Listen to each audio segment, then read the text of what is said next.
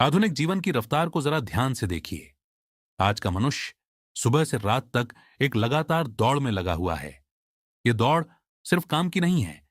यह दौड़ है कुछ पाने की, कुछ जमा करने की, कुछ जोड़ते जाने की।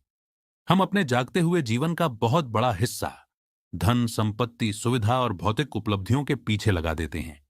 ऊपर से यह सब बहुत कठिन दिखाई देता है, लेकिन गहराई से देखें तो यही रास्ता सबसे आसान भी है। क्यों? क्योंकि हमें बचपन से इसी दिशा में प्रशिक्षित किया जाता है। हमें सिखाया जाता है कि जीवन में प्रगति का अर्थ है ज्यादा पैसा, बड़ा घर, अधिक संपत्ति और ऐसी चीजें जिन्हें दुनिया देख सके, गिन सके और पहचान सके। हम अपनी सफलता को उन संकेतों से मापना सीखते हैं जो बाहर दिखाई देते हैं। बैंक खाते में बढ़ते हुए अंक, जमीन के कागज, महंगी वस्तुएं, गाड़ी, घर, सुविधा, प्रतिष्ठा, इन सब को हम उपलब्धि का प्रमाण मान लेते हैं। लेकिन यहीं एक बहुत बड़ी भूल छिपी हुई है। जब आप अपने जीवन की नींव गिनी जा सकने वाली, छुई जा सकने वाली भौतिक चीजों पर टिकाते हैं, तो आप अनजाने में अपने जीवन को बहुत कमजोर आधार पर खड़ा कर देते हैं।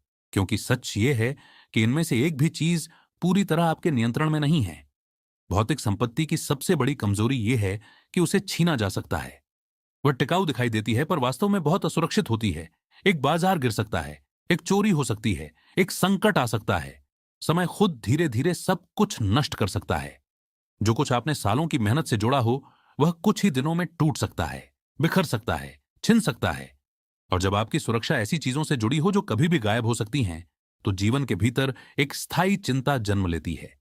एक शांत लेकिन भारी डर, एक ऐसी मानसिक थकान जो बाहर से हमेशा दिखती नहीं लेकिन भीतर लगातार चलती रहती है।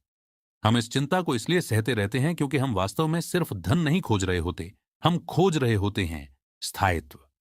हम खोज रहे होते हैं ऐसी सुरक्षा जिसे कोई बाहरी घटना हिला ना सके।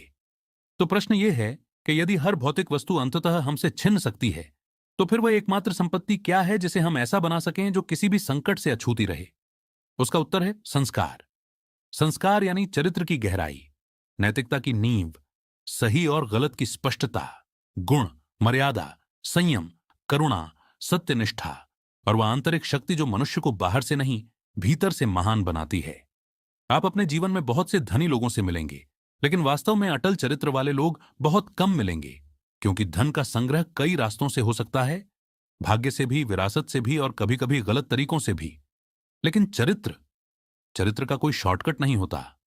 उसे बनाने के लिए भीतर से जलना पड़ता है, प्रतिदिन अपने आप से लड़ना पड़ता है, हर उस क्षण सही निर्णय लेना पड़ता है जब कोई देख नहीं रहा हो, जब कोई प्रशंसा न करे, जब कोई पुरस्कार न मिले, जब कोई ताली न बजाए, तब भी सही रहना पड़ता है।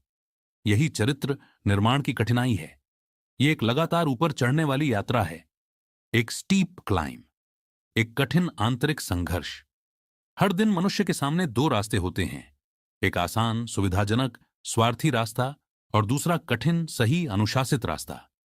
चरित्र उसी क्षण बनता है जब व्यक्ति आसान को छोड़कर सही को चुनता है। यह संघर्ष थकाता जरूर है, लेकिन इसका परिणाम अद्भुत है।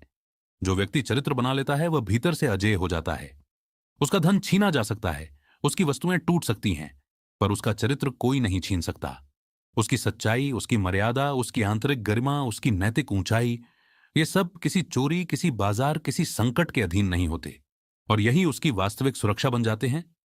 लेकिन एक और बात है, इस चरित्र निर्माण की यात्रा बहुत लंबी होने के बावजूद उसे पूरा करने के लिए हमारे पास समय बहुत कम है। जीवन बहुत छोटा है। दार्शनिक रूप से देखें तो मानो दो क्षणों के बीच की एक छोटी सी दूरी। इसीलिए भीतर की इस वृद्धि का महत्व और भी बढ़ जाता है। जब जीवन इतना सीमित है तो उसे केवल वस्तुओं के पीछे खर्च कर देना एक बहुत बड़ी हानि है। चरित्र का निर्माण भीतर ही भीतर होता है, धीरे धीरे होता है, चुपचाप होता है। लेकिन एक समय ऐसा आता है जब भीतर की यह साधना बाहर दिखाई देने लगती है। यह ठीक वैसे ही है जैसे कठोर मिट्टी के भीतर दबा हुआ एक बीज चुपचाप संघर्ष करता है, अंधेरे में, दबाव में, प्रतिरोध में। और फिर एक दिन वही दबाव उसे मिट्टी फोड़कर बाहर आने की ताकत देता है। वह अंकुर बनता है, फिर फूल बनता है और उसकी सुंदरता सबको दिखाई देती है। चरित्र भी ऐसा ही है। सच्ची साधना शोर नहीं करती, वह धन की तरह प्रदर्शन नहीं करती, लेकिन जब वह परिपक्व होती है तो लोगों को व्यक्ति के भीतर एक अलग उपस्थिति महसूस होने लगती है। एक भरोसा, एक शांति, एक गंभीरता, एक स्थिरता। लोग ऐसे व्यक्ति के पास आकर सुरक्षित महसूस करते हैं। उन्हें उसमें दिखावा नहीं, गहराई महसूस होती है। और यही उस लंबे अदृश्य संघर्ष का बाहरी प्रमाण बन जाता है। फिर जीवन का दूसरा सत्य सामने आता है। सद्गुण कभी अकेले नहीं रहते, वे फैलते हैं।